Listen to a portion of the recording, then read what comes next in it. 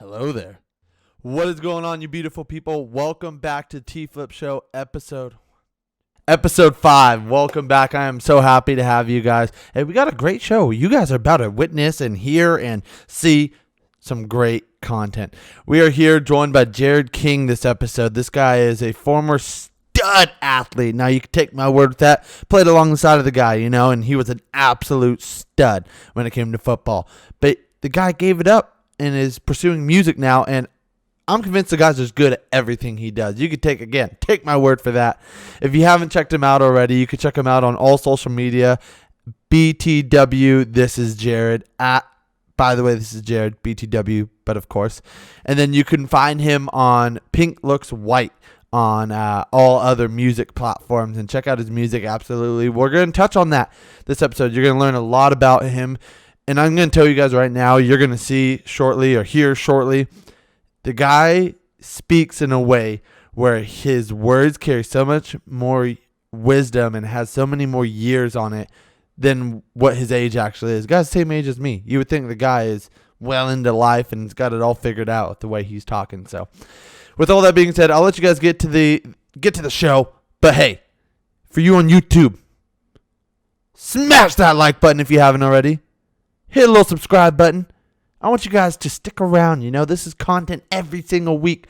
I'm going to try and get this stuff out on YouTube, Apple Podcasts, Spotify Podcasts by the next day, if not the weekend. For if you don't catch the live show, TFlip16 on Twitch, at least it's up, ready to go, quick as possible on all these other platforms. So with all that being said, I'm done harassing you guys. Thank you guys so much for the support. It's incredible. I am so excited with these weekly episodes. And enjoy, guys. So let's get into it. Talk about our guest here. Enough about Shane, right? So again, we're joined by Jared. Little background is that Shane and I went to high school with Jared. I could say absolutely is beyond talented. Beyond talented. Wow, I feel like everything nice. that he does, everything sure. he touches is just he does it That's well. very nice of you to say. Thank you. Absolutely. Well, and I mean that too. So Thank you. this guy is incredible. If you guys don't know Jared already, you're going to learn about him shortly. So Jared, I want to start all the way back. It's not even that long ago. We're But 22, Tyler. Yeah, right, exactly. I do that all the time. Yeah. 4 years ago seems like forever. It does. So I want you to talk a little bit about high school and because before you were a musician, which we'll get into, is you're an athlete. You're For you're sure. a Star stud. athlete at that. So you guys are Yeah. spoiling me, dude. So tell me a little bit about playing football and your experiences in football, maybe starting in Pop Warner and all the way to high school, and what that journey was for you. Yeah. It started in elementary school. I always liked sports. Consider myself a dreamer or whatever, and just like playing in the schoolyard, just having fun. I think it was in third grade that you remember Jacob Walker, right? Yeah, oh, absolutely. He was doing the whole Cambrian Valley Pop Warner thing, and we didn't have health insurance growing up, so my parents didn't want me to play like a contact sport, in case injuries and I get broken arm and then I can't be taken care of and get surgery in 5 days, So they actually ended up giving me a scholarship through in like third grade to be able to play, so that all my medical expenses would be covered by the league. So then, wow, ended up playing Mighty Mites, I think is where I started off. And yeah, I just started off playing running back, and then went through that whole journey of just like Pop Warner, and that was fun for sure.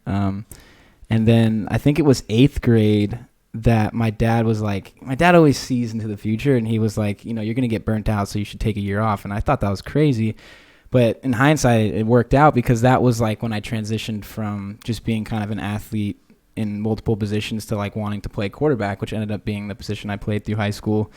And I took that 8th grade year off and just trained with my dad. And then, then was in high school, and then, So you're already being too humble, I can say, because you bring up high school and you're like, just high school. Yeah, it was high You school. were an absolute stud. I mean, you were the in the most straight up way possible. Is you were the stud around campus. You were the varsity quarterback. We had a lot of studs, but thank you. Yeah, Thank but you. I mean, you were the guy when people would come to watch the games. Walking Jared, down the hallway, all the girls are twirling their hair. Stop. Picking up their shorts. I was still nerdy, man. Don't worry about it. If they had varsity jackets, he'd have the nicest one. No, I appreciate it.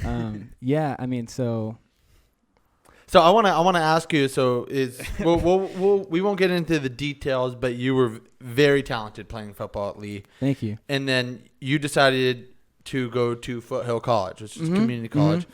Was that kind of a decision from the get go, or did you look at some 4 years or others? I mean, coming out to of high be school? honest, I just didn't take school seriously enough in high school. And I'm not even afraid to say that because once I got to college, it seemed to be almost easier because the professors are giving you what they're teaching you, and that was always easier for me than it being like teach yourself, So, Right.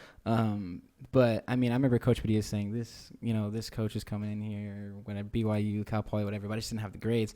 But it ended up working out because I think JC was honestly the best thing that ever happened to me, really on and off the field. And then, I mean, looking back, if I would have known that I wasn't going to play after 2 years in Foothill, I would have probably played quarterback at Foothill just to have, a little more fun. But I was looking into the future. I mean, if you told me at 18 I wasn't going to be like in the NFL right now, I would have told you were crazy, Right. Because that's just how my mind works, just thinking like I can get there. It might not be the smoothest if you're gonna journey, do it, but let's let's do it. So I'd made that transition, didn't do track senior year, and just focused on becoming a wide receiver because they were just telling me, I was 5'11", 3'4", 6 foot, like 180 pounds. So wasn't like the quarterback build. You know how that goes, the stereotype. Totally. So I was like, I'm just going to go to Foothill, play receiver for 2 years, do special teams, do all that. And hopefully with my grades right, which they were, go on. And then, I'm sure we'll get into the rest of that. But yeah. So actually, you beat me to it. I was going to ask you because, you played quarterback at all through high school, played it at a very high level, and then when you went to Foothill, you changed to receiver. Yeah. And you kept saying they said, changed. Yeah. They, said that, I should go to receiver because you're built, which is a common thing in football in our world. It's becoming less and less true now. For if sure. you look into that world, and, I was they're there a starting to little say, early, yeah. For exactly. Sure. So who's they? Who led Just you the to coaches, that position? Like, I think myself, I probably was being not too honest, but I was like trying to be realistic with myself, I guess. And I just cared about playing for as long as possible at that time that I was like, I just don't want to be dealing with that like criticism, and I love football so much I just want to play, So Sure. it was like, Just wanna have some fun with it. just want to have some fun with it. And I was like, as a wide receiver with quarterback knowledge, that's also fun too. You have an upper hand advantage with that. But yeah, I mean, the Foothill coach they were all great people. It was just they were doing what was best for their program, But yeah, so they would, the coaches that came to Padilla were like, we'll probably transition them. Coach Edwards came down and said, hey, you're an athlete from Foothill, Coach Edwards, who's a great man. Right. But he was like, we're going to transition you. So it just felt like I had no way out, So I was like, I'm just going to. They didn't give you an option from the get-go. No. Right? And so, and I felt like I could have competed or been better than the people that were there, but it was just like, and even in high school, like at Epic 7, do you remember that? Yeah. Yeah. I was there and I felt like I was competing with the rest of the guys, and they were like, oh, well, and they had me play receiver like one day at the camp, and I was catching touchdowns, but I was also throwing touchdowns, and they were like, we're gonna, you can come on, we'll bring you on, but we want you as receiver, and like, you don't want, if you're betting on yourself and you believe in yourself, you're not gonna want to listen to them then, and so it just felt like it was happening prematurely through my whole senior year, and then it was like, it might as well, Right. So, Yeah. yeah. And there's always that there's that point in every athlete's career of like, whether it's serious or not, it's like, what do I want to do? Like, am I playing this sport to be the best, Yeah, to make it all the way, yeah. to go in the pro leagues and Right, make a living right. out of it? Or am I doing this sport because I want to have fun? Yeah, exactly. Or it has a little bit of both. Like, we're going to put the effort in, play through college, and then kind of let it fizzle out. Yeah. But, see, that's I played baseball. I was on the travel team, competitive, and I played it. Like, that's what I did. Practice was 5 days a week. You know the deal. Yeah, You're grinding That's it. intense, yeah. And then you got a tournament every weekend. Yeah, So it's the like travel ball stuff is yeah, gnarly. travel ball. Yeah, most of it was like West Coast, but I went to New York and some other deeper states. Like, it was a good time, But it got to the point where I was like, okay, I'm not the best on the team. I'm good. I'm not the starting star. Yeah. Like, I'm having fun, but it's like I'm having fun playing the games. But now it's like, dude, practice 5 days a week. I got other stuff, Right. I like the to ride weekends bikes, are taken away from you. At this point is like when I really started getting into like racing dirt bikes and like that kind of stuff. And I'm like, okay, I'm just not I'm just not having fun anymore. Like, Yeah. I'm fighting to go to practice. I don't want to For go sure. to practice. I have For to go to sure. practice. Mhm. You know, I have to play this weekend, all that kind of stuff. Yeah. And so it just came to the point where I was like, and it was tough to sit, like, talking to my parents because my mom's like a baseball freak. Like, she loves baseball. It's like when I first had that conversation, like, hey, like, I'm ready to hang it up, you know. I'm having more fun riding dirt bikes. And at that point, I hadn't really even – I raced a few times, you know. But, like, I didn't really take racing seriously until, like, pretty much like after we all graduated. Right. Like, I But raced – that was always your thing, though. yeah. Like, I remember was that, always you know? riding and, like, racing and stuff, but it was just like a hobby. Yeah. And then, like, after, like, senior year, I started racing. And then I kind of, like, once I got out of high school, I kind of was able to put in more time into, like, really pushing through it. Yeah. But I had a great – I never once complained about being on my bike. Yeah. And I'm always with my friends. We're riding or, you know, we're training with something each you other. chose, you know. Yeah. Yeah. And then it's like – then it got to the point I'm like, well, I could have fun and be the best. You know? Like, so that's like, I feel like, was that where you were at? Like, when you were playing, like, okay, in high like, school? In high school, like, I'm, okay, like, you know, maybe there's some argument to it, but I think you were, if not the best, one of the best players on the team. I think it's Right? CCS. Oh, come Yeah. on. You were. So, like- Seriously, this is without fanboying or nothing like that. It's Yeah. seriously, you know, I talked to. This is, by the way, this is coming from the second string quarterback.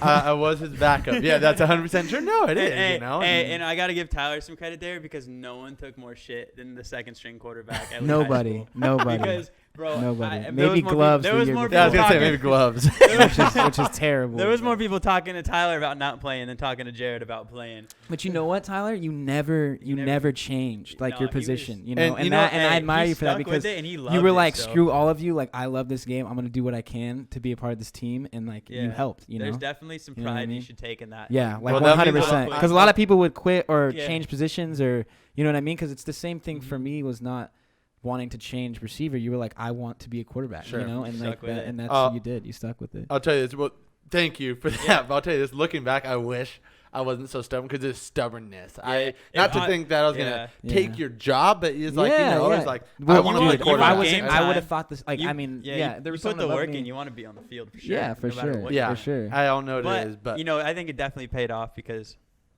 you might not have had the skills to be the top quarterback, but you definitely have the knowledge.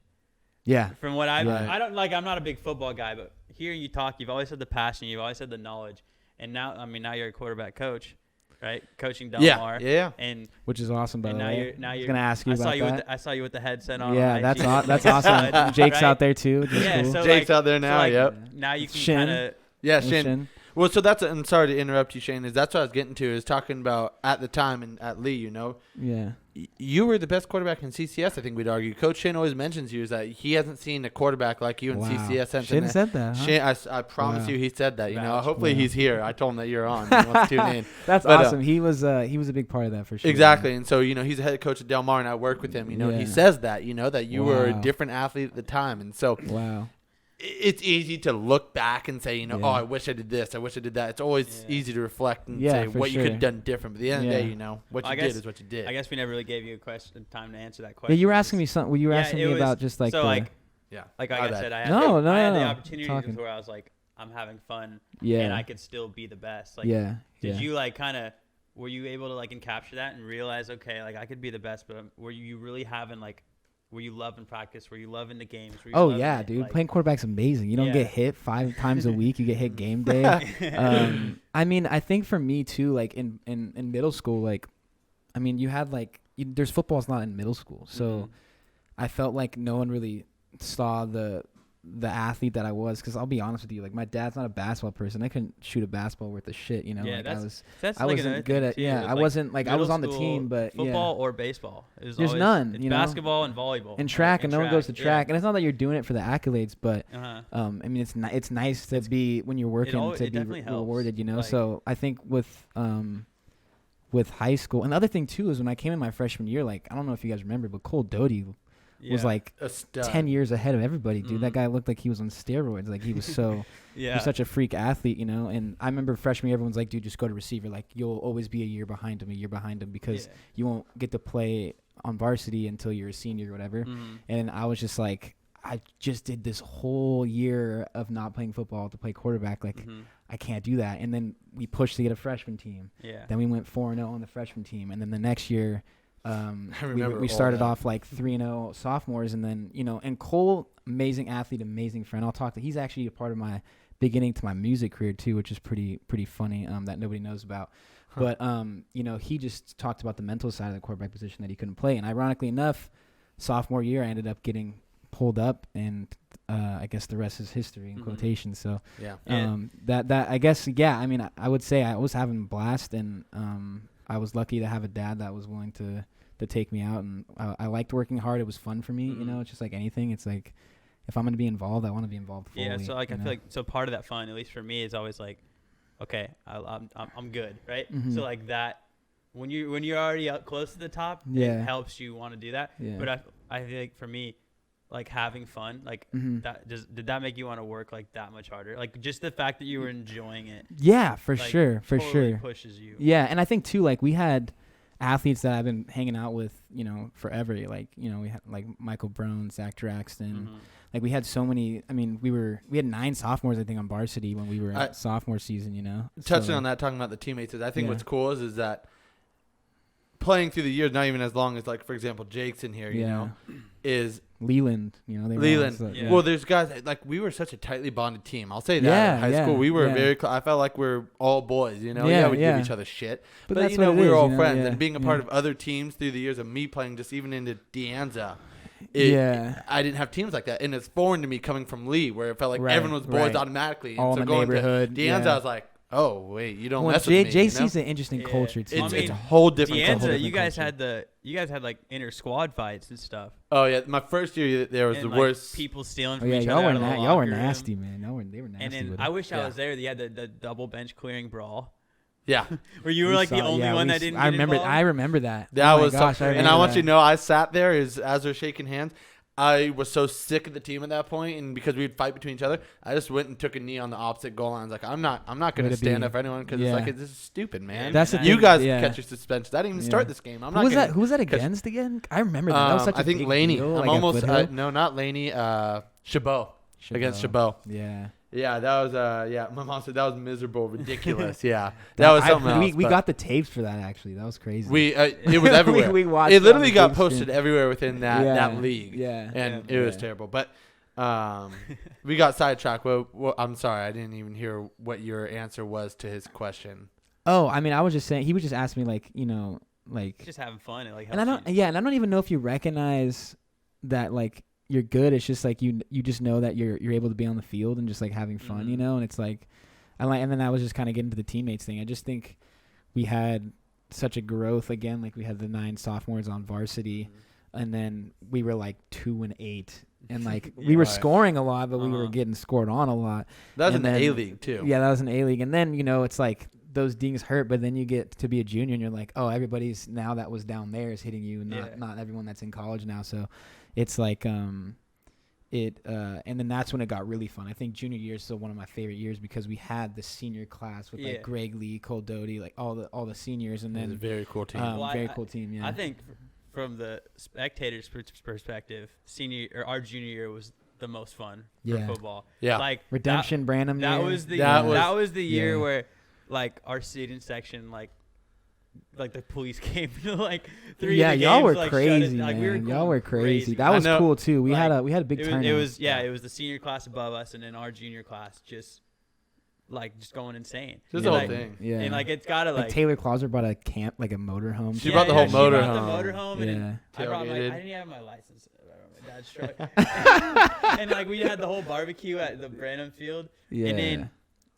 And then, dude, there was so much pressure in those games. But like, dude, that was my least and favorite game. Why? That had to be fun. Because like with all that energy put like on the field. It was just like there was the rallies and like the carrots on the field, the broccoli on the field, all the people just talking crap on Twitter, and I'm like, yo, like this is, and I mean, I wasn't worried, like, I felt like we had a strong team and whatnot, but it's just like, man, when there's that much. Well, they just added weight to it, right? Yeah, which is cool, but it's just fun and like. Yeah, probably added pressure, but I feel like it just made it that much more fun to play. Oh, no. You know who was responsible for the carrots, right? Oh, I know. I know. We know. Hey, we kept it for a secret for a minute, though. Yeah. Because, they were threatening to suspend us. Like, So the deans had pulled me in to interview me like 4 times. Like they were they're on him. we know it's you. I'm like, no, you don't. Or else I would be in trouble. You gotta plead the fifth. I was totally, dude. There's no evidence. Like, they called me in, and then, I remember the home game after the Carrots. That was when I had my broken leg, so I had my little knee scooter. Mm-hmm. But I bought a pepper pinata and spray painted it orange like a carrot, and I brought it with me. I remember that. And then all the deans pulled me aside, and they're like Shane, like, we need to talk. I'm like, what's up, you know?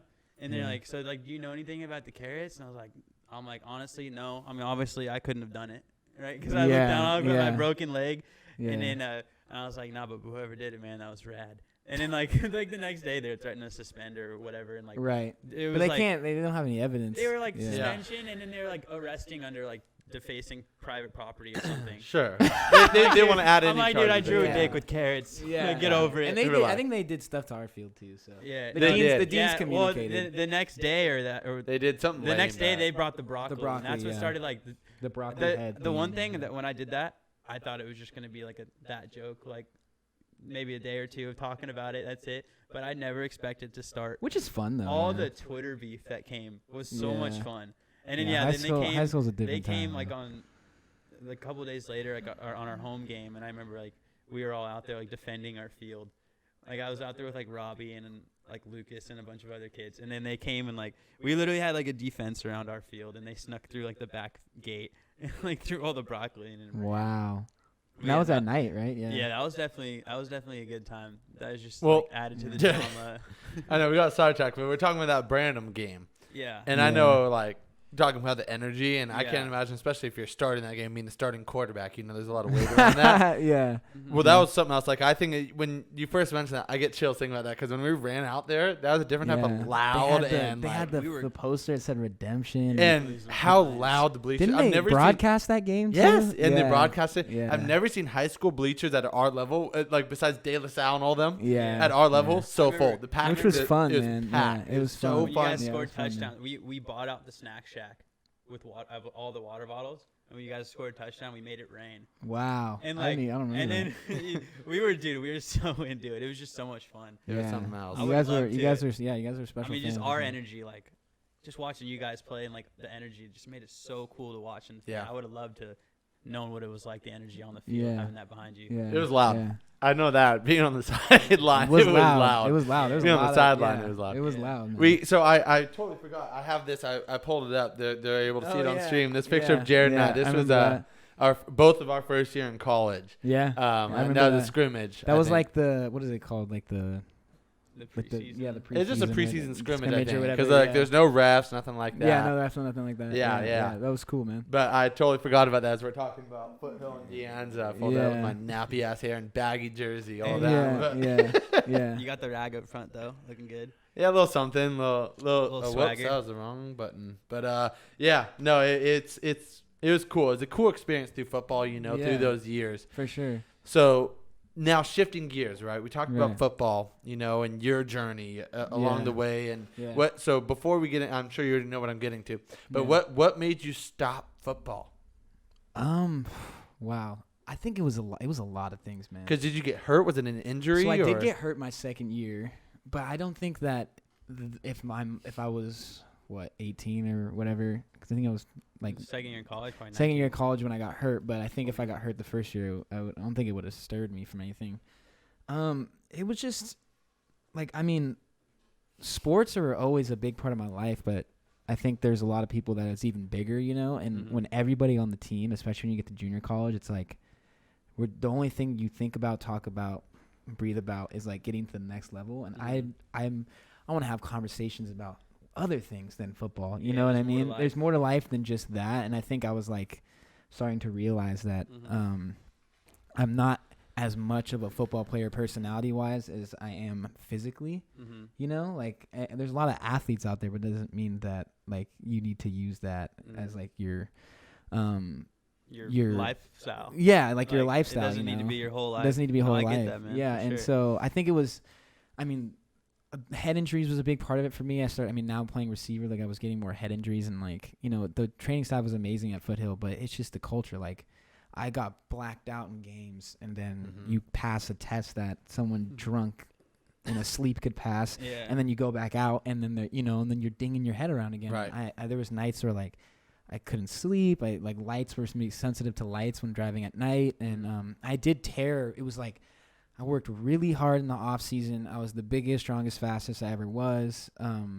And then like DBs in junior college are just overly like they need to get that job, you know. So it's they are over the top. They're over the top, you know. And it's like we're not in pads, and like the ball was a little behind me, and like I was sliding my back foot, and I tore a bunch of ligaments on the bottom like side of my foot, you know. Jeez. And so then I was like, you know, you're in crutches and Right. rehab and swimming and all that stuff. And this was like around the time when. So I guess I'll take you back to when like I had always been playing like guitar in high school, right?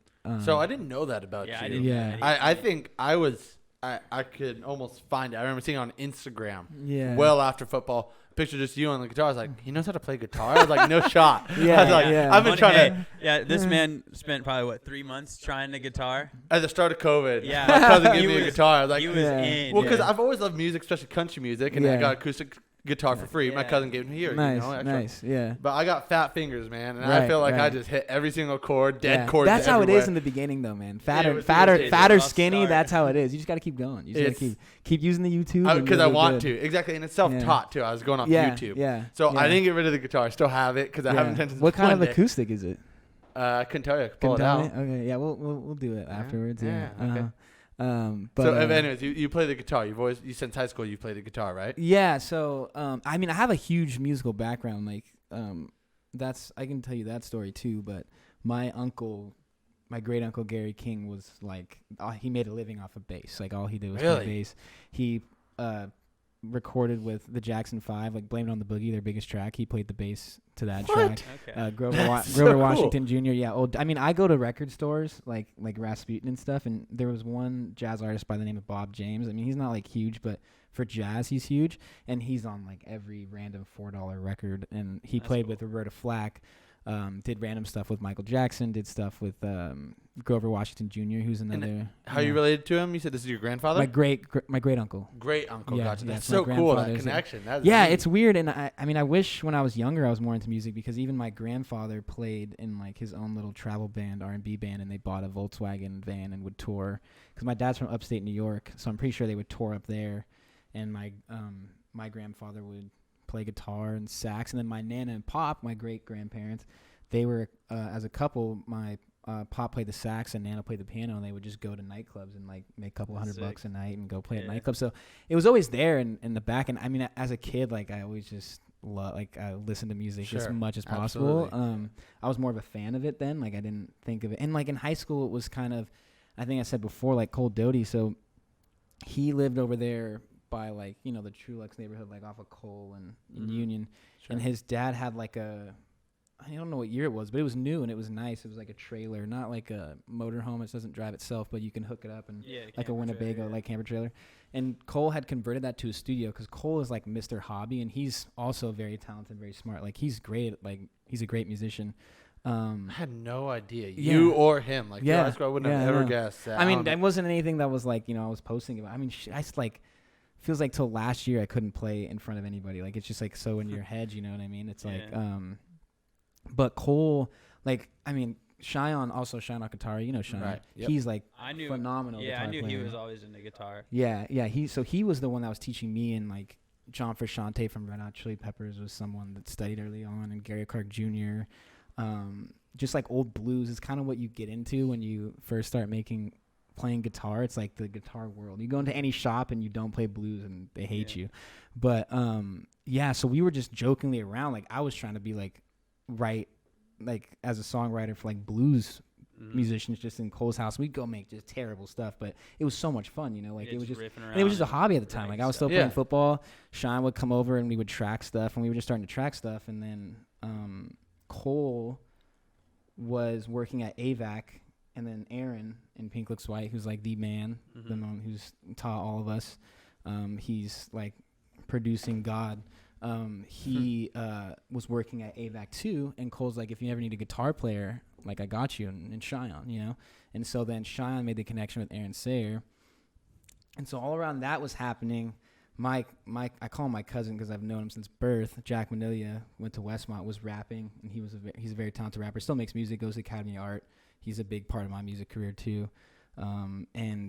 He was like, dude, you just got to try to rap. And I was like what? Like, I thought that was crazy. And so I was like, I just want to write for singers or whatever. Yeah. And then he was like, dude, like I can just hear like in the way you talk, like you could rap. And so in junior college, I started just like in my car before classes, just finding beats on YouTube and just like writing verses. And then I was like so nervous to spit him a verse one time, and I spit it to him and he was like blown away or whatever. And so then I started just working on that, and I started just at that time, like when you first start just rapping, and I couldn't produce at the time, so you would just get free beats off YouTube, and you could buy them and get the rights to them. Yeah. And then you just go to the professional studio, Red Eye Studios, shout out Johnny, and we would just record verses, and you would just write songs over already pre-existing music, you know? Right. And so then Cole was like, or Sean was like, yo, my friend raps, like he's like a dope rapper, whatever. And Aaron's like was looking for like rappers. So then that's how we like linked for the first like Paradise like EP. And like I remember I was in Cal Poly and Sean gave me a couple beats and I like wrote some verses, and I came back on the weekend, and then like I went to Aaron's house and he told me to only write something for this, and I wrote something for two things, and it ended up just like clicking. And then I always just thought they were amazing because they were using real instruments. Like Aaron's a jazz drummer.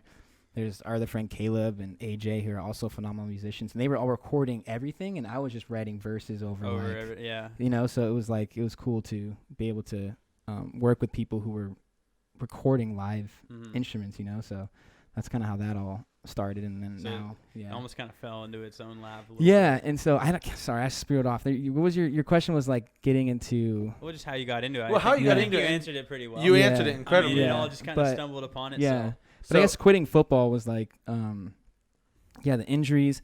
I was like already in this passion. I think music was the first time I felt I ever did anything without like solely for myself, you know, because like growing up, a bunch of people pushing you. Yeah, like Jacob Walker was like, "You're good at football." I was like, "Okay," like, you know, you could play football, and then like you touch a ball and you score, and you're like, "That feels good." People cheer for you, you know what I mean? And then you just like, I like a challenge, so it was just like, "Oh, let's do this." And then I think when I got there, it's like you're making all this stuff behind the scenes, and I was enjoying it, not even thinking about anybody else hearing it. Like I was like, if my homies like it, I won, you know. Like I was just trying to make stuff that like the homies could play and be like, that's legit, you know, or whatever. So it's like, too. And so I was just had that gut feeling, and like, I'm sure you guys know, like Kyle Taylor passed away when I was 19, and he was one of my best friends. And so I was just like, you know, that whole, like, I mean, no one knows what they're doing. At least I don't know what I'm doing, but I was like, life's short, like it could, you know, so get end tomorrow. So I was like, screw it. And I just like, I think it was like the third game of the season.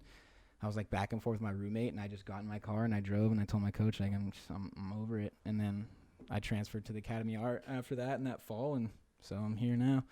So I want to touch on the Academy of Art, excuse me. Yeah. But before we do, I mean, it's so cool hearing how naturally one thing led to another, and I'm far from surprised because, like I said, how I started the show, you are talented. Thank you, man. I appreciate everything that you do, I know you're going to do well, you know? Thank you. I had no idea, though, through high school, and I felt like, especially through high school, you know, after high school, we did our own things, and we haven't talked kind of since. Yeah, you know? yeah, for sure. But while in high school, I felt like you and I were fairly close. We'd spend Monday through Friday together, damn near, you know? Yeah. I think everyone was a little shocked for sure. Yeah, and so, but that's like so cool that what you did, Thank you know, you, and so, and now I want to talk to you about, you know, your first song that you released was Rise Seminar, right? Yeah. And which I'm about to pull up. Yeah. And I know you want me to show the new stuff, but I want to just, because why I want to bring that up. You can take him back. Yeah, you can I want to take him back because I recall, like, the first time hearing the song released. Like, you post on Instagram, I released a song, and I was with Ryan and Justin. We're like, wait, Jared raps? Like, he does music? Yeah. And we listened in Justin's car, and I remember getting, like, chills thinking about how good this was. Wow. And I'm not, I promise you that I'm not trying to. Actually I hate this song now, but really. Well, that's just how I was. I've heard a lot of other artists talk about that too. Yeah. Like Charlie Puth even. Yeah. Like I was listening to a podcast of him, and he's just like you know the song in Fast and Furious, you know, it's been a long. See he you again. hates that song. Oh, I'm sure. He's like, I'm sure. The shit out of it. That's literally his most popular song. He's made the more money off that song than anything else. Just hates but he's it, literally he's like, if I could delete one song from the earth, like it would be that song. And it's like I've heard a lot of artists experience that, but they're really not bad songs. But it's not even like that. It's a bad song. I feel like it's more of like you've just grown so much as an artist, and your writing style has changed. And you always want to have them hear the next thing. And I think that's what I was. Okay, well, this is my style now. That's no longer me. Right. Like, I don't want that to be listened to because they're not getting the real me. Yeah. But nonetheless, it is good, and I was gonna be brutally honest either way, so you're lucky your music's good.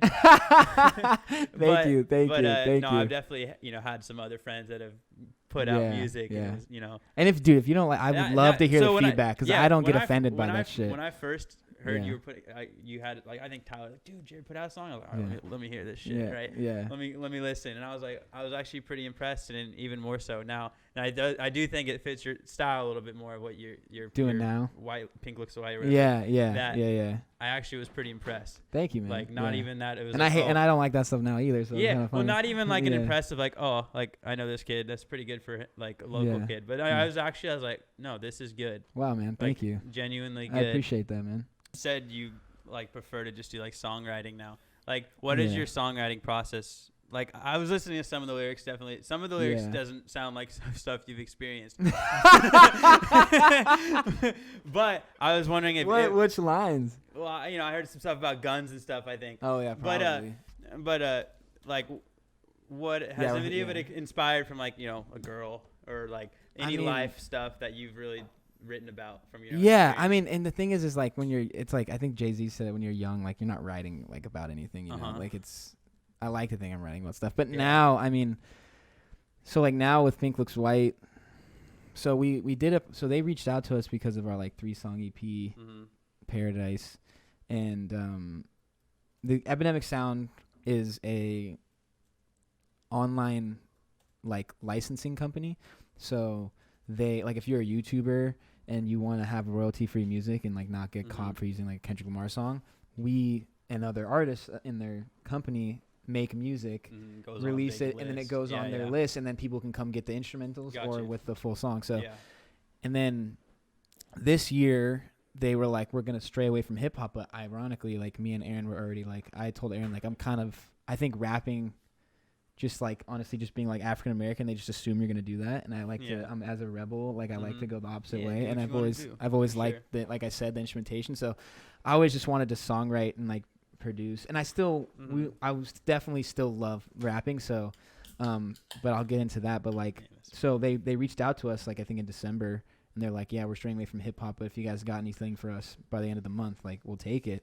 And we're like shoot, we don't have anything right now. Like we've just been, me and Aaron definitely take our time because like I said, we're trying to make sure the thing's better than the last. And so I was like, Aaron had like, so we have a friend Francisco and a friend Lala, two very talented singers. And I was like, Aaron, why don't we like, we can like just write songs, and because that's a thing right now. Like there's like Benny Blanco. I don't know if you guys know Benny Blanco. I love that, dude. I'm surprised you even brought that up. I thought about bringing it up, but I felt like it was off topic. But I love Benny Blanco and what he does, especially because I fell in love probably earlier this year with actually last year even is Lil Dicky. And that's how I figured out about him. Benny Blanco. Yeah, exactly. And like he was just a first of mine because like there's always, because singers and songwriters and producers are, behind the scenes, Yeah.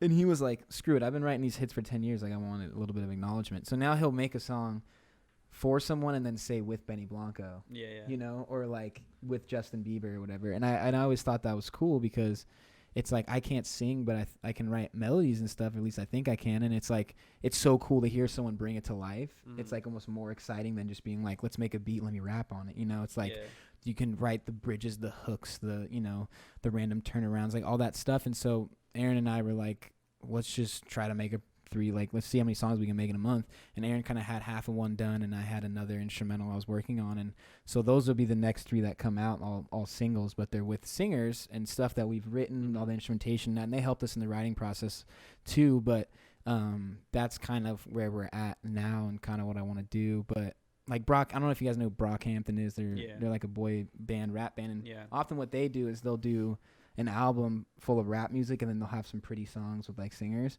So we kind of thought the idea to do it the other way would be like make a bunch of more poppy but intimate songs, and and songwriting and singing, but then have like a song where like Aaron produces a beat and like I just like rap on it for fun, you know? And so that's kind of where we're at now with that stuff. So I'm excited for that to come out because like I said, it's like the minute you release something, it's like you're working on the next thing. You're like, oh, it's way better than that. Yeah. Sure. And, you know, and I think that, and I think that's a good thing because then that means you're not stuck. Has this been announced anywhere else yet or kind of talked about? No, I don't think so. Oh, yeah, no. you heard it here first. Heard it here first. Subscribe below if you guys want to hear, you know. Exactly. So. But no, that's super neat what you're working on and what you have coming. So have you tried singing? Have you thought about singing at all? I mean, I don't know. Like, because I'll be straight up. I wish I could sing. I mean, I talk about it. I think everybody got the most horrific singing voice you will ever hear. Like, the thing is, I wish I could sing as many others too. It's like I mean, everyone has a voice. It's just it's easier to find than for other people, you know. Sure. Like everyone has a tone. Some people's and voices take a little work to get there. Some people are just born with it. Yeah. Exactly. Like So is that not really. I mean, like I think I have a good enough voice to write melodies for other people is the way I think of it, but like not good enough to perform or. And that's the thing that's great about the music industry is there's performers and there's like everyone behind the scene. There's really good people are really good at instruments, but they're not good at producing a whole song. Yeah, everyone's and got so their like place. everyone has their place, you know. And so it's like just about finding that, and that's where we're at right now, right? It's like I've realized that, you know, you'll say one thing and in a month it's different, like you know, like but you always kind of have to. I believe in like manifesting things, you know. And so, I was saying for years I just wanted to songwrite and like produce, and then now we're like, and I think it's necessary to rap at first because I think you have to do what you can in the moment, you know, because like that's all I could do. I didn't know how to record instruments and whatnot, so I was like, well, I can rap, so let me do that now, and then people can go, oh, he can do that, and then it's like, well, I've been working on this. Let me show you this thing I've been working on, and that's what's cool is like, you know, we haven't released music as fast as I wish, but everything happens for a reason. So we'll be working on some high production music videos with some friends that graduated with degrees at like LMU and stuff, and like directing music videos and all that stuff. So it's just like it's fun because you just get to wait, and then people see it and they take it how they take it. You know. So. What's cool is how you bring the connection. You're talking about how there's so many people who work behind the curtains in the music industry, you know. Yeah. And I think back actually is my first episode ever recording this. I interviewed a fella named Cameron Packey, and he works all along. I mean, he's younger than us, and he is so well involved with the country music industry. Wow! And so he's an assistant tour manager, he's social media manager, he's a videographer, does music videos for country music, and it's all involved with the music industry. Well, it's a different breed. He can't sing, he can't play any instruments. As far as he's I know. Still there, you know. But he's so involved. Like he was just he's like best buddies with Blanco Brown. I don't know if you know who that is. I don't. I'm not. But he just won a ACM award recently, and he got hooked on early with Blanco Brown. This is the guy who sings the get up, the two step, the cowboy boogie. Gotcha. You know that one? Yeah, that one. I think so. Yeah. Point is to connect to what you're saying. It's so cool seeing how there's so many phases to it, and I wasn't aware to even until Cameron talked about it, and then you bring it up too. It's clearly evident how deep. For sure. I love how you guys are getting into like for you guys. It doesn't. I mean, I could be wrong, but it doesn't sound like it's a money thing. It sounds like it's a passion project. No, for sure. Yeah, like, for sure. And that to me is way cooler because I feel like anything you're that passionate in, probably turn to money one day. But like, don't worry about that. Like, it takes longer. Let it take itself there. You guys just keep putting like the effort in what you're doing. I think it'll. Thank you, man. I appreciate that. Man. Yeah, and I think it just comes from like genuinely just people that we like. You know, it's like I don't know why I like what we like or. But just like, for instance, like Radiohead, I don't know if you guys are familiar with Radiohead with Tom York. He was just like, the minute you start making stuff for other people, like you die as an artist, you know? And I think right now we're in this age, or at least the scene that like I would consider myself in, or the people I hang out with, like the indie kind of scene, you know, stuff that's made in rooms and like, you know what I mean? Like not. So I want to ask you before you get too far, is that the kind of the genre that you'd say you're in right now? Is indie scene more than rap? Everything gets put in alternative nowadays because it's like it's cool. It's not the norm. It just everything is. We're so lucky. We're in the internet era. Like you can listen to whatever. Yeah. You know, so you can add. I feel like genres this are and that. old school. Like I feel like genres are so defining. Like it's like the way you guys are going now. It's like you're making what you want. Like you said, you guys started out, let's make some rap song.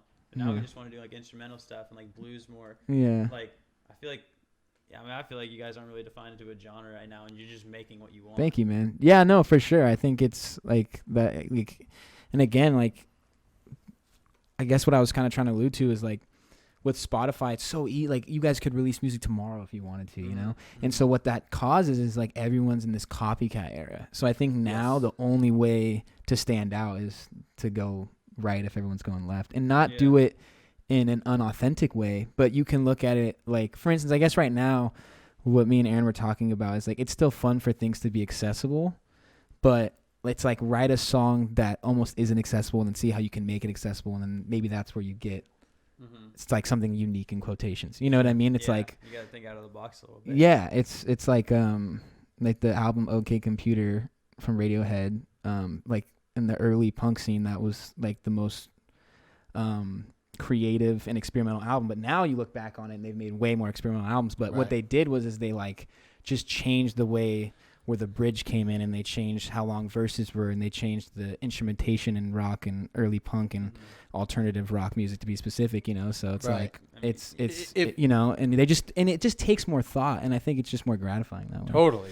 And if I know anything about music, and it's turned through the years, which I don't know probably anywhere near as much as you do, but it's the stuff that is when it's first coming out that is classified as, oh, that's weird, that's different, is what usually ends up taking off. Takes some time, yeah. Exactly. Yeah. I mean, like, for example, Nirvana, they were classified when they first came out. Like, what? Who the hell are these guys? What are they singing? Right. Oh, for sure. Cobain was...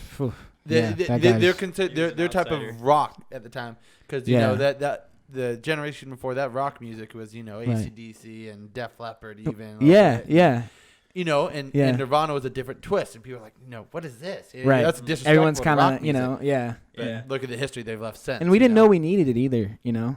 I don't think people realize that. Like, everyone doesn't realize they're bored, and then they get something that they're like, oh, this is different, this is cool, and they go, oh, I like this now. It's like, but not, and it's fine because not everyone needs to be a dreamer or thinking outside the box, because we all need that club music, we all need that beach music, you know. I mean, I definitely have my genre, but it's like, I don't want to listen to country day, I don't want to listen to rock day. Sometimes I'll just listen to like EDM or just instrumental for like a whole day, just kind of vibe to beats, like what, like, it's good. And like I feel like music's changed so far, like let's just not stop changing it, like let's just keep going. Like that's why I really like what you guys are doing. It's like you're just doing your own thing.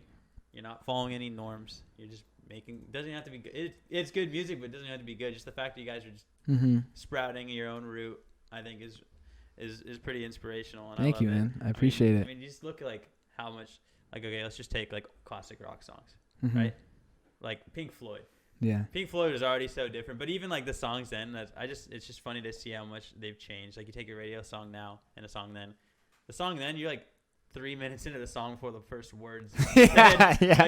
Like Shine On You Crazy Diamonds, like 6 minutes before. Exactly. Yeah, it's like a 3, 4, 5 minute like guitar and drum riff before you get into the intro. Yeah. And then, you know, now it's like, you have to be curious as an artist, I think. You know? I love that. Like, and that was like one thing that always stood out to me, which, you know, I don't want to claim to be one of those like Pink Floyd nerds that like, because they claim. I love be, Pink like, Floyd. They're like their own like genre of people. For like, sure, Pink for Floyd sure. Guys, but I always liked Pink Floyd growing up because it was like that curiosity of like, wow, this is a long time. Like, where are the words? And then I find myself super into it, and then it's like by the time the words are there, I'm like not even looking for them anymore. Right. Now I'm like, damn, like.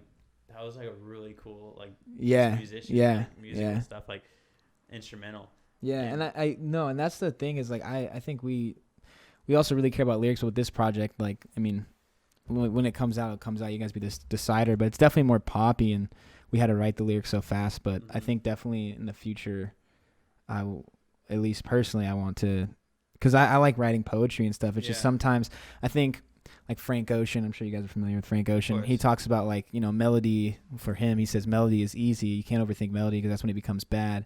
But he goes, you have to figure out what the song is asking for lyrically, right? Like some songs need something deep over them, and then some songs need something that everyone can understand. But I still think with pop songs, the lyrics and the assonance and the vowels can hit in a way where it's still creative and it's not too candy. You know, it's still very understandable, still very accessible, but it's like still thought out in the way. And that's the thing, like people don't even realize, like there's just certain vowels that sit in pockets better than others, you know? Like it's like Billie Eilish is really good at that. And I'm not like the biggest, I mean, I love Billie Eilish and what she's doing, but I think just someone who as a musician, you got to study it all, you know. And so Yeah. she's really good at that. I listen to Billie Eilish a lot. You know what she's saying. It's not anything she's- crazy, but it's just she's- perfect, you know. Like like what her and her brother do, it's pretty impressive. Like they just Yeah. mesh well, and obviously they Yeah. work together and they work For well together. sure. But it's. I mean, she kind of did her own style of music and Yeah. got popular with that, like we were talking about. Yeah. And I don't know. I just really like it. It's impressive. sure, It's a different for like sure. even if you don't like her music or whatever, you have to You can respect still it. respect the skill it takes For and sure. the talent. Yeah. But like what you're saying with like the instrumental stuff, like Right. or I guess what I was saying is like you guys have like a good mix, at least on the four songs you put, and Mhm. Pink Looks Like White, Mhm.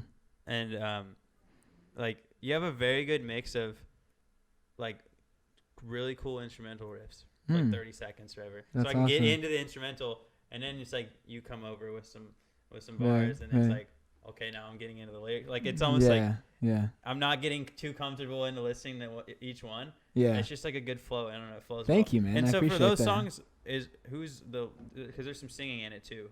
Yeah, that's Aaron. That's Aaron. So Okay, Aaron that's what I sings thought, too, yeah. and he wants to release some more stuff. I mean, that guy's amazing. I've learned so much from him. I saw him in chat. I think that's him. Is A_Irie. He said, "Love Yeah. you, Jay." Yeah, I that's assume the him. that's the boy, dude. Like Yeah. he is. Yeah, that guy's a genius in my opinion. It's kind of Yeah. like the.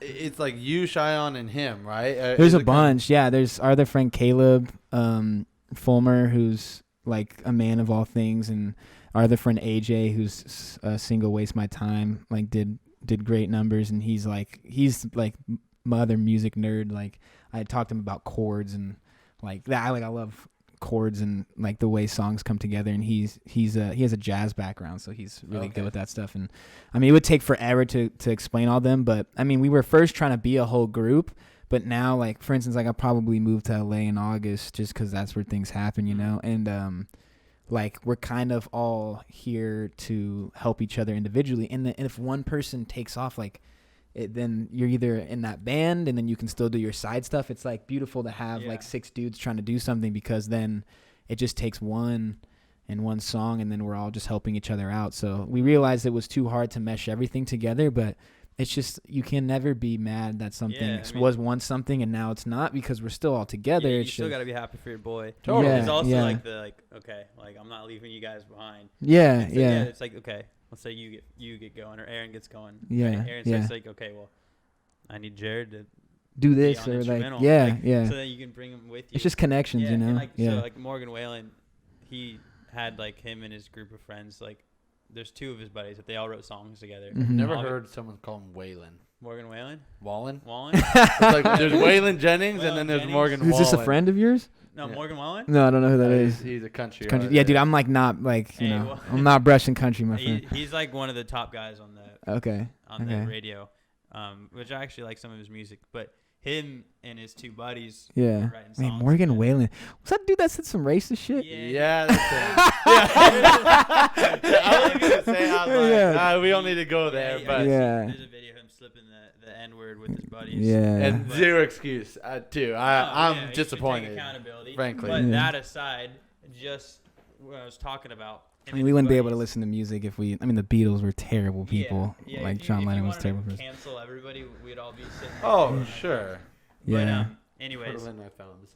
yeah. So him and his buddies were writing music. Obviously, Morgan took off, and his buddies didn't. Mhm. Right. But every single song on his albums are all written by him, like with help of his buddies. Like he did some stuff by himself, Mhm. but You're just talking about like the team. Like, so he effort. brought them Yeah. with him. He didn't like he doesn't have Yeah. any Hollywood writers or Nashville writers. Right, Like, right. It's just him and his 2 buddies. Like, and Yeah. they're putting out hits and they work great together. So I mean, if it's Yeah. the same thing for you guys, I mean, you and Aaron seem to be working good together. For So- sure, and so that, hopefully yeah, kind of yeah. like the same thing happens. No, definitely. And I think the thing that I love about being behind the scenes is right now we're in this like brand era, you know? Mhm. Like everything's about Totally. branding, and Yes, and it is. people have expectations, and if you're behind the scenes, like I can sit here and write, because I love like folk music, I love jazz music, I love Mhm. neo soul, and sometimes it can't all clash, and so you can, like I can write something for someone like, and for the folk, and then the other day go write a hip hop song, and then go write a pop song. It's like you don't have to be in a brand when you're behind the scenes, you know. Yeah. And it's like I don't really care for anyone to know who I am as long as I like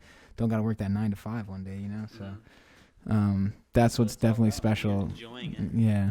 So It's obvious that you are beyond talented with everything that you do. I've said it 4 times. I'll say it a 5th time. Thank you, man. I appreciate it. And I'll tell you, our 26 viewers love what you do. Wow. Everything. And Thank you, viewers. Why I say that exactly is because there's a lot of questions. Oh, I want to get to viewer questions. Cool. We just hit the hour mark. Nice. We're no time limit. Nice. You know, Yeah, if we yeah. go over, it's not a big deal. Yeah. And there's people want to know things about you that we didn't cover. Cool. So the first thing you already touched on it. Jake was the first one to ask. He said, "Is when are you still taking off to LA? And what are your? I'm adding on to that. What are your plans when you go down to LA?"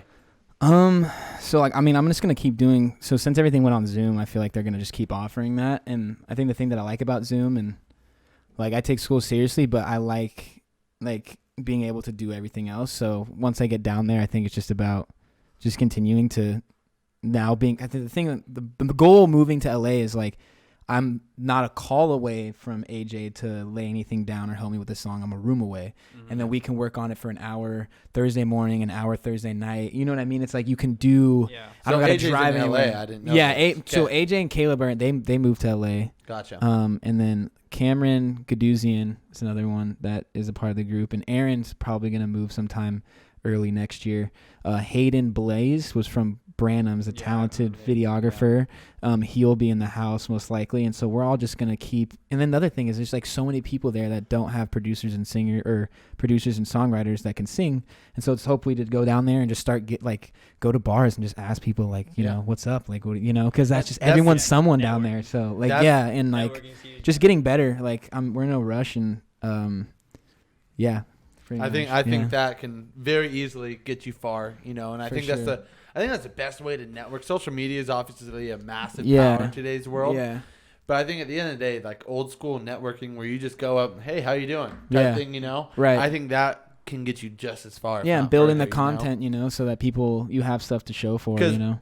You can introduce yourself to someone on social media, you know, hey, my name's Jared, I do this. And they could, at the end of the day, say, F you. Yeah, they don't know you. Whatever. See, left on red. But you go and introduce yourself to someone at a bar, like you're saying. They could not give it 2 shits as to what you do, but they might like you for just you. It's better to be liked than be good, dude. Yeah. Exactly. And even on top of that, too, it is so much harder for someone to say no in person. If you ask a question, DMs, no. But like, they can just ignore it. Yeah, they can just ignore it or whatever. But like, for someone to be face to face and like me ask you a question, like.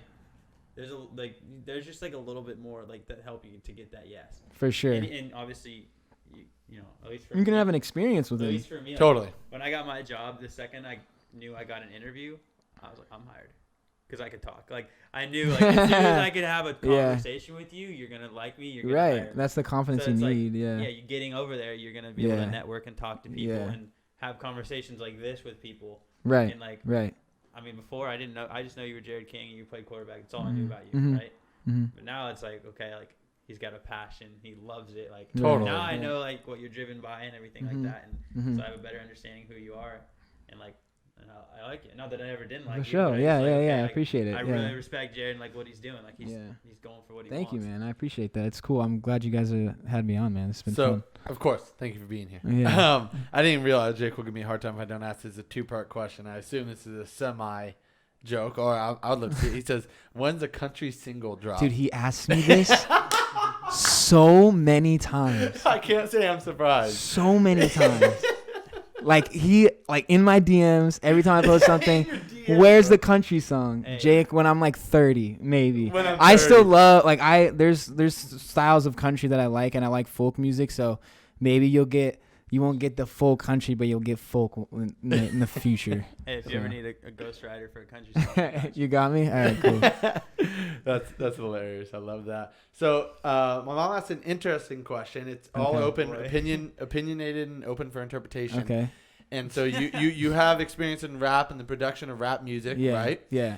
So I'm not into rap the same way that I used to be. You know, when I was a kid, I loved the early 2000s rap. Yeah, for sure. You know, but as far as today's rap, my mom asked, "What's your honest opinion on today's rap?" And she mentioned specifically like Cardi B's music or Nicki Minaj's music. Your personal opinion, you know? I mean, dude, just make what you want to make. I mean, like it's not for me, but that doesn't mean it's not for somebody else. And like I know people are like, "Oh, Cardi B, like rap's nasty, Nicki Minaj, but like, dude, like guys have been doing that forever, like Eminem, Lil Wayne and all, like, dude, when growing up in 2000s hip hop, there was like 6 dudes on a track with strippers and in music videos and money, and no one cared. But like, I feel like the minute a woman talks about the other way, right? Like, "Bitch Please" by Eminem, Dr. Dre. Yeah, and I don't mean to get Like, that political or song is nothing, literally but just, like- yeah, I just feel like it's actually not any different than anything else or any more provocative than anything else. It's just now a woman's talking about a man and not a man about a woman, and like people aren't used to that. So for the specifically Cardi B and Nicki Minaj, that would be my answer. Like, I think they're doing their thing. I have nothing but respect for them.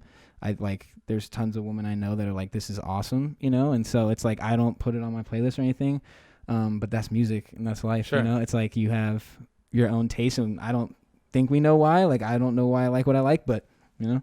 So yeah, that's got to be probably the most professional answer you can give, dude.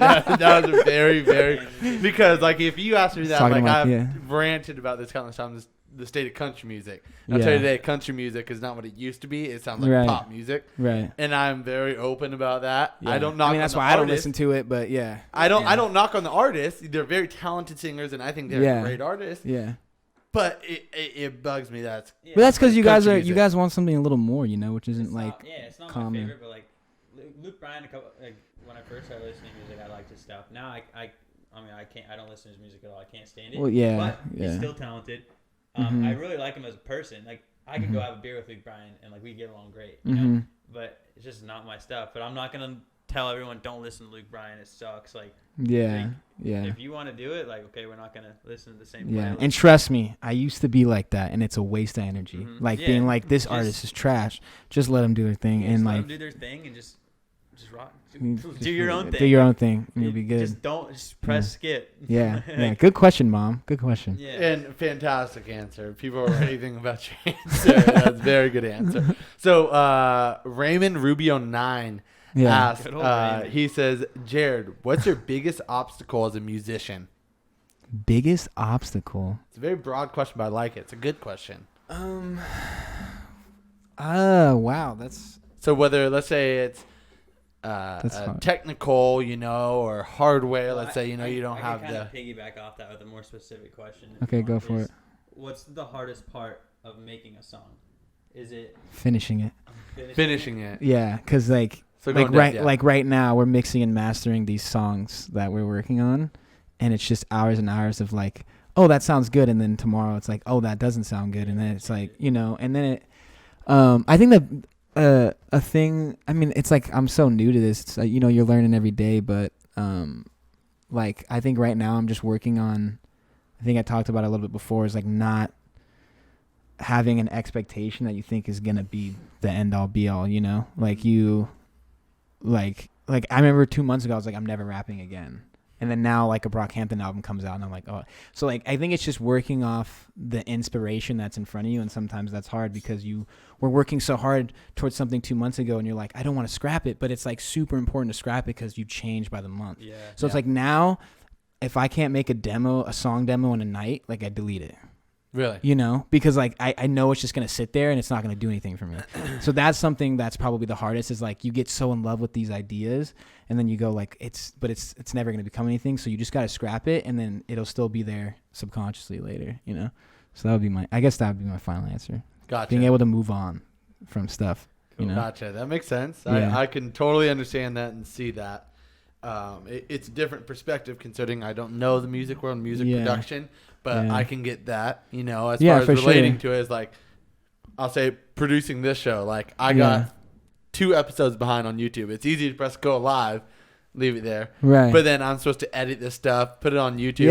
And I just kept putting it off. And even making a podcast, there's so much behind the scenes, and like let alone music. Yeah. Like, music, we're talking. Totally. Right? We've been talking all lives. We know how to talk. Right.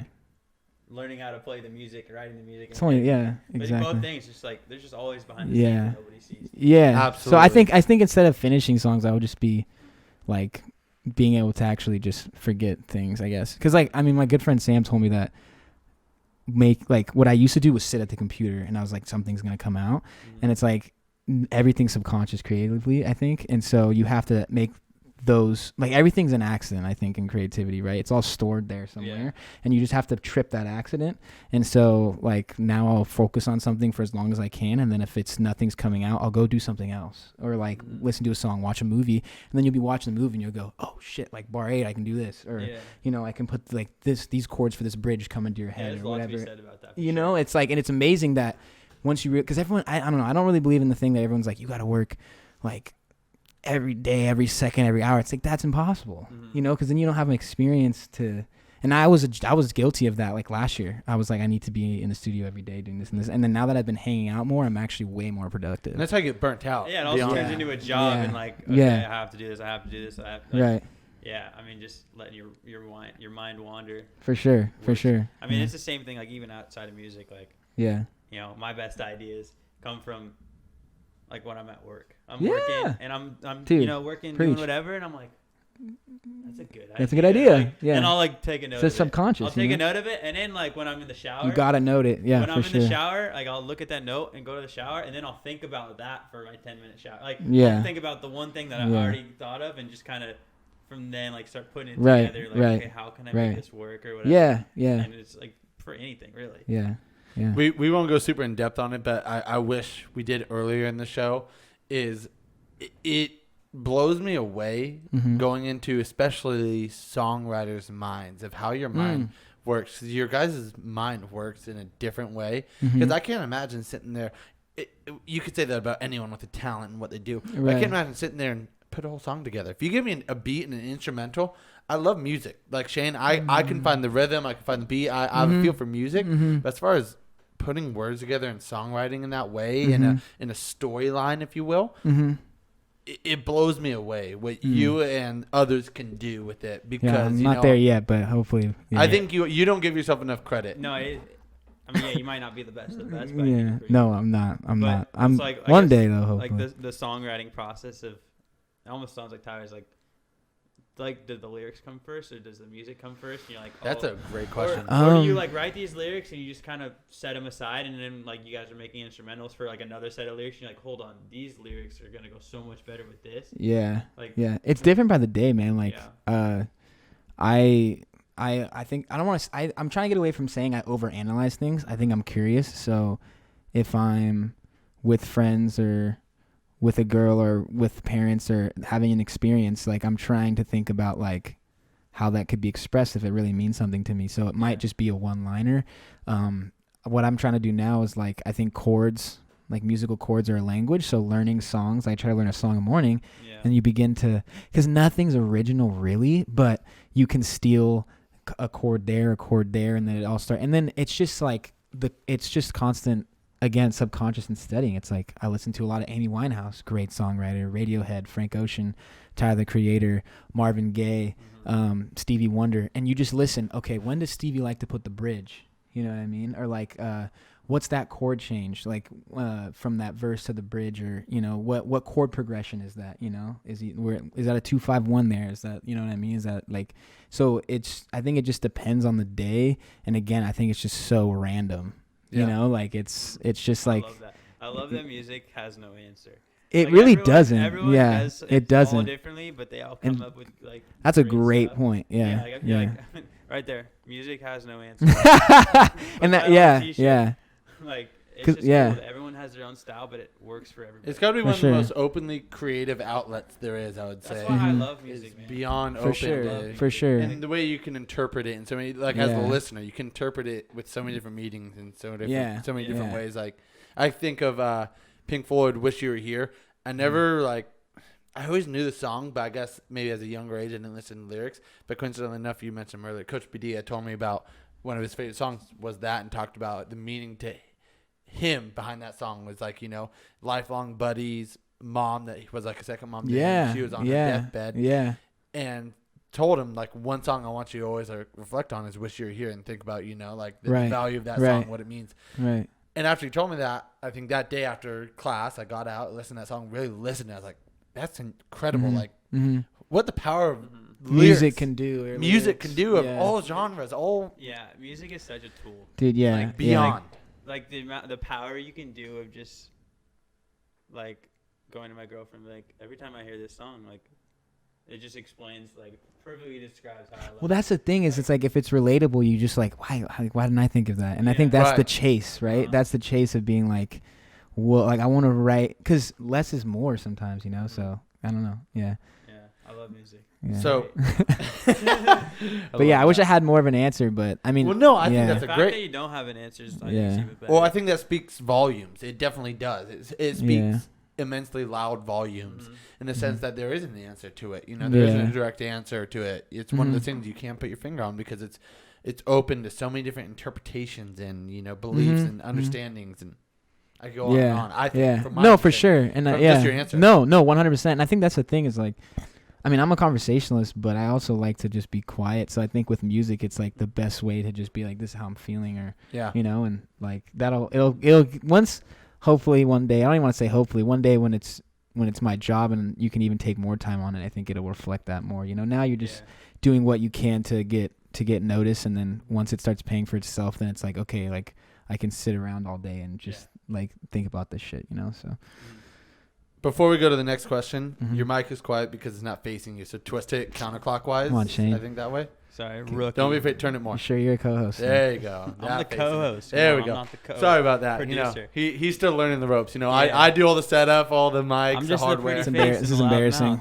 This is embarrassing. Come on, live. A little on side air. question though for you. Yeah. Have you heard of Jacob Collier? Yeah, that guy's dude's insane, dude. I've spent hours just watching that guy. Yeah, he's Tyler, if you haven't looked him up, I'll send you some links. Like, there's even like the little stuff. Like, he goes to a live concert and he'll like produce like with the crowd. Like, he'll use the crowd as an instrument and like make these beautiful he knows, pieces. yeah. Like I feel like if there is a music genius, I feel like he's it. Like, he just knows every little from a technical aspect of music. standpoint for sure. Mm-hmm. Yeah, he's got perfect pitch too. yeah. Like, He's I don't know if you guys know who Quincy Jones is. Produced the Thriller album. Can't say I've heard All of of him. Michael Jackson. He's like the greatest producer of all time, like in the music world. He did a bunch of scores. He's crazy, but that's one of his like artists under him. Yeah, just no, he's very food for impressive. thought, If anyone yeah. hasn't heard of him, Jacob Collier, look him up on YouTube. He's just a he's musical insane. genius. He's like insane. all around, like it's crazy what he can do. But do we have any more questions for him? Well, actually, I was gonna get to one. I was saving them because they're more just funny. Ryan and Justin specifically. Ryan Treadwell. Ryan Treadwell. Justin Dilling? Yeah, they live together. I Wow. don't know if you know that. Wow, that's they live cute. together now. That's They're cute. probably at adjacent computers right now. Both their headphones on, I used to play listening League the of same- Legends with these guys. Oh, Man. Yeah. boy. Oh, really? You're a league freshman guy? year. Freshman year. I Yeah. didn't know you were that Dude, much of a I would nerd. sit because my house was hot. We didn't have. I am a nerd, dude. And we didn't have that much. We didn't have that much. We didn't have AC, so I would sit with my curtains down because football started at like 3, and we would just play. I'd be hot, sweating, and just like eating like shit. I and know, playing League of like Legends. Brian and all them. They And still Joseph They Simon. still play. play Joseph together. Will doesn't. Tenay. Yeah. Like Will They still Tenay wakes play. up at like 5 in the afternoon. And play Then until play, about and something like and yeah, next and then day. goes to bed. Mirror, like Yeah. they all still play. They still Yeah. play. So anyway, so Ryan asked you, and I think I'll tell you right now before I tell you the question. Yeah. I think what he's referencing is one day after practice at Lee, we had one of those. It was probably during summer because we had those fun competitions. Yeah. And remember, we Am I had about to do get in some- trouble? Huh? Am I about to be in trouble? No. No, and I think we had to do stupid competitions where in teams you had to nominate someone to tell the funniest joke, someone to do this, someone to do that. Yeah. And I think one of them was freestyle. And the coaches would vote who had the best this, who had the best that. Yeah. And it was for conditioning. So Ryan asked, did Jared get his start in the music industry freestyling during football practice? Did I ever freestyle during football practice? I think I know what he's referencing. I think you were upon your team, one of the people who were chosen Really? to do the freestyle. I don't remember that. You remember what I'm talking Back about? Or no? in my Not, dude. My day. memory is like so good and then so bad. Like I like great feel with that. directions and like some things I remember. People are like, "What?" And then they ask me something. I'm like, "I don't remember that." Yeah. So, all I the mean, is that where I concussions. got my music start? I don't know, but I would say that like I think it's kind of always been there with the background of my family, I guess. So, I don't know, dude. I don't know what I'm doing out here. I don't know what to do with my hands. I'm just So- trying I think he's fun. just looking for trouble. no, that's a good question though. Jake I mean, said in the huddle. freestyling's that kind of- fun, so Not I the probably competition, you would. would do it I in the probably huddle. would do it. Um, Wouldn't put it past myself. And then it looks like one of the last few questions. I'm giving people a last chance here. Okay. Justin asks, question for Jared. What's good, brother? You down to hoop soon? I'm always down to hoop. Yeah. Love that. Yeah, Love I'm down that. to hoop. I miss that. We used to hoop at Lone Hill Park Yeah. or Hoagie Park and stuff. So, because I've been around no one to your level as far as a musician, but you say you play the. Yeah, I'm not. Yeah, you got to Well, get listen. around my friends. Yeah.